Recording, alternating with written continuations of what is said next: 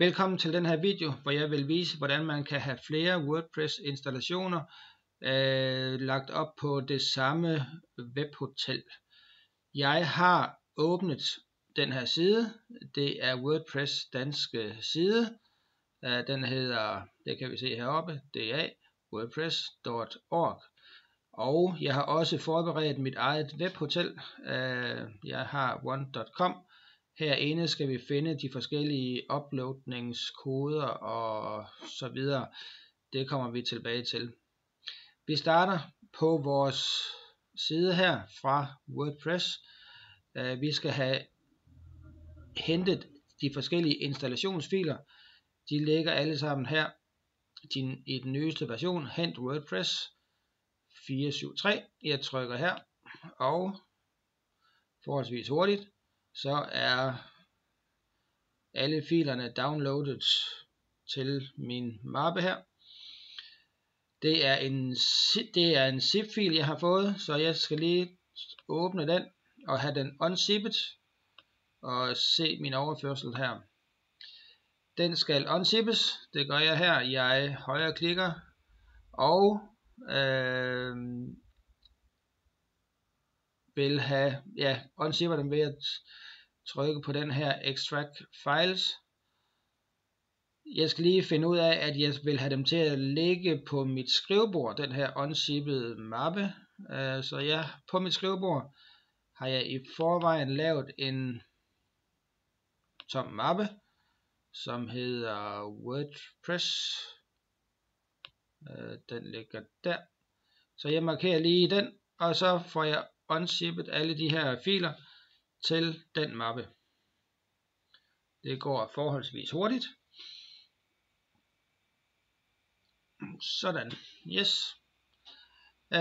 Så kan jeg lukke den, og jeg kan lukke den her WordPress side, og jeg går lige, den her lægger lige ned, fordi så har jeg min WordPress installation eller min WordPress filer liggende i den her mappe. Jeg åbner lige og kan se, der har vi WordPress, og der ligger alle de filer jeg skal bruge. Og det er alle de her filer, der skal overføres. Det jeg lige gør, det er, at jeg tager og giver den her mappe et andet navn. Og det skal være navnet på det, som vi gerne vil have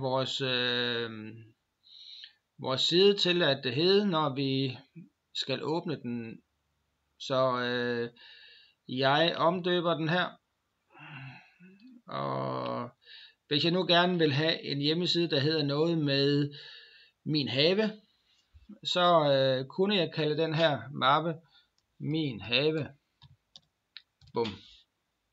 Ganske udmærket. Så er den klar. Og den mappe skal jeg have overført til mit webhotel. Og der bruger jeg FileZilla. Der skal vi jo logges ind, og de login oplysninger, de ligger på mit webhotel. Oplysningerne ligger under det, der hedder FTP, SSH og FTP. Der kan jeg gå ind og se, hvad er det mine oplysninger er. Og de står her. Der står host, der står brugernavn, og der står port 21. Så det er de oplysninger, jeg skal bruge for at kunne logge mig ind på mit webdomæne. Og det skulle være i FileZilla. Så jeg taster lige de her oplysninger. Den første, det var en FTP, og så er der et punktum. Og navnet på min side.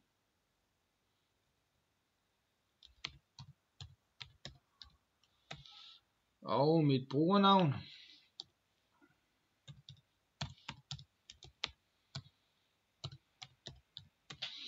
Og min adgangskode.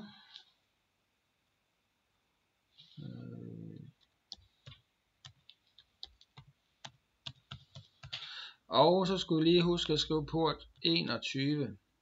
Og til slut. Så herover til venstre, der står der, at her har jeg min desktop, det er mit skrivebord, og inde på mit skrivebord, der kommer jeg lidt for langt.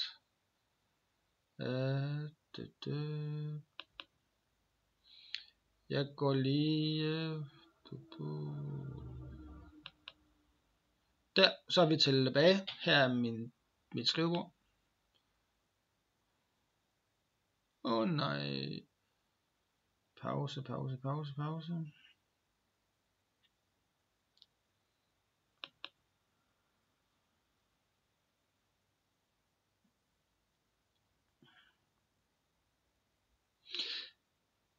Pis.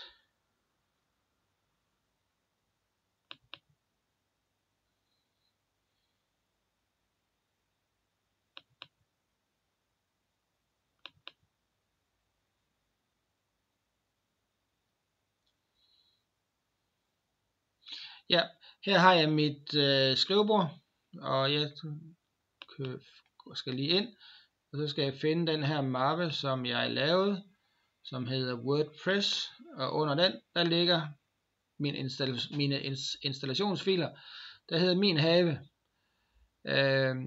Herover til højre på mit webdomæne, der har jeg i forvejen en WordPress installation, som ligger her. Og det fungerer fint. Jo, det gør det. Så det jeg skal gøre, det er, at min næste WordPress installation, den skal ligge i den her, den skal blive liggende i den her mappe, der hedder Min Have.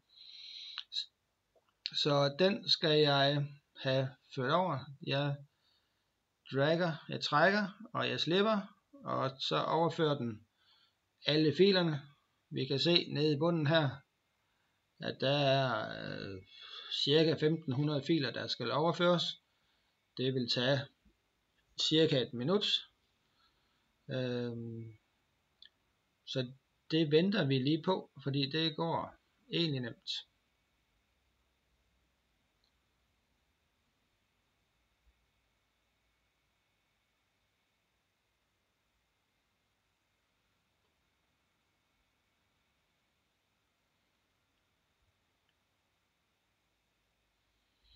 Vi kan se, at det kører jo bare helt af sig selv. Vi skal ikke foretage os noget.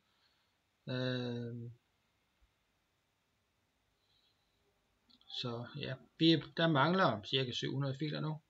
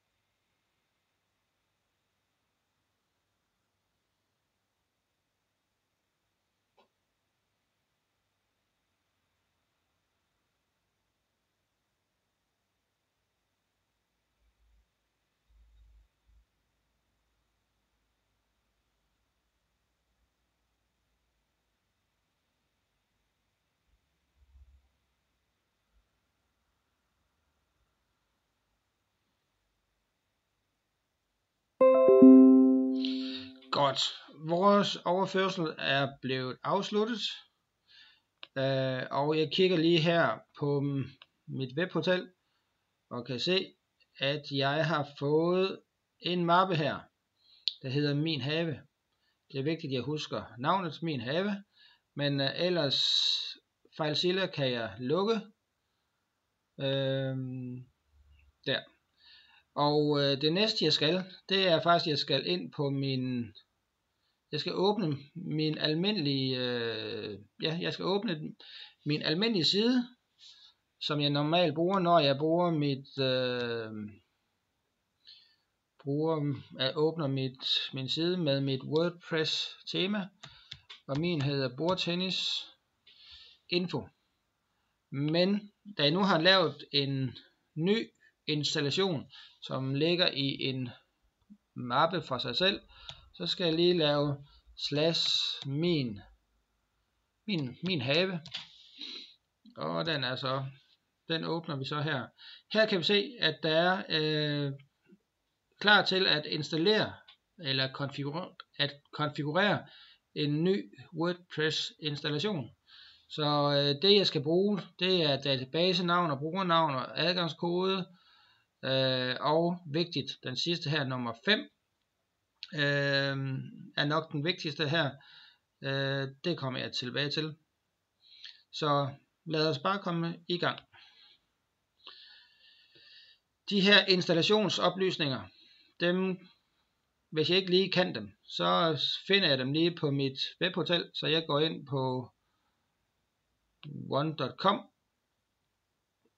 Jeg går lige på forsiden, og der skal jeg ind og finde det her, der hedder database, PHP og database. Og der kan jeg se, min database, det er den øverste linje her. Min database hedder Bordtennis Info. Jeg har et brugernavn igen, der hedder Brugerinfo. Og så har jeg en adgangskode, som er skjult her. Jeg er klar til at indtaste alle oplysninger. Så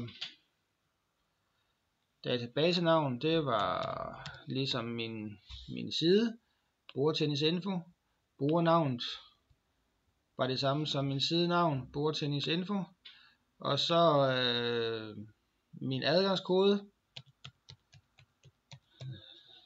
har vi her 1, 2, 3, 4, 5, 6, 7, 8. Og localhost, det er ganske udmærket. Og så er det vigtige her, den her tabelpræfiks. WordPress laver en hel masse database-tabeller. Når vi laver en ny side, så bliver den lagt ind i en tabel i en database. Og har vi flere installationer, som det er jo det vi arbejder med her, så er det vigtigt, at at det bliver nogle forskellige tabeller, hvor den ene side og den anden side bliver lagt ind i. Så som standard hedder den bare wp_.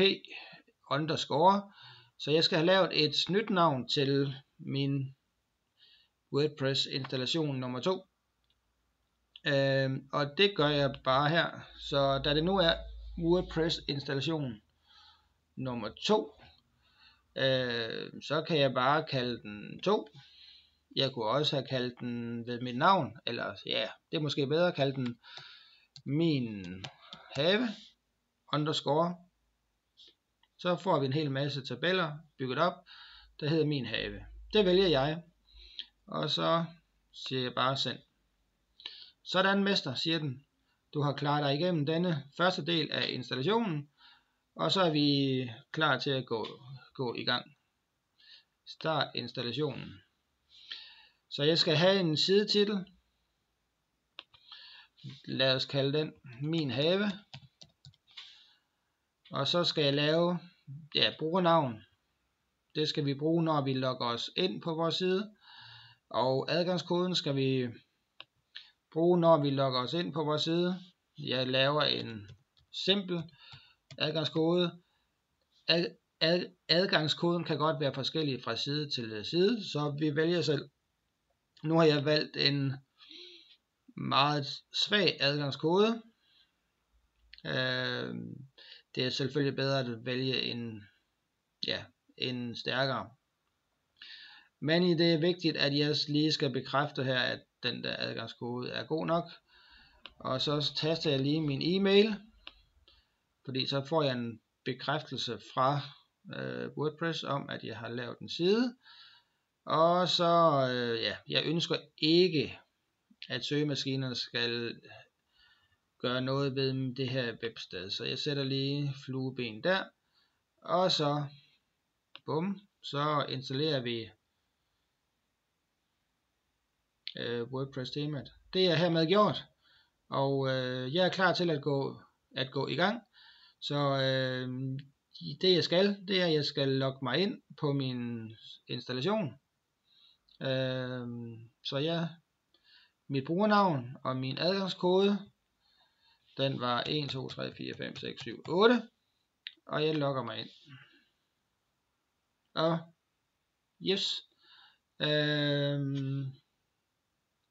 så er vi faktisk inde i vores WordPress installation nummer 2, og vi kan se at kigge lidt i adresselinjen, at den har mit navn, og den har så den her undermappe, og jeg er klar til at administrere.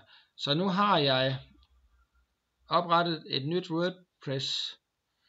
ny WordPress installation på min side, og i princippet kan jeg gøre det igen og igen og igen. Det vigtige er her, den skal ligge i en ny mappe, der skal have sit eget navn, og det her med at de forskellige tabeller skal have et nyt fornavn, det er hele humlen ved det. I princippet simpelt, så det er bare at gå i gang med det. Tak for nu.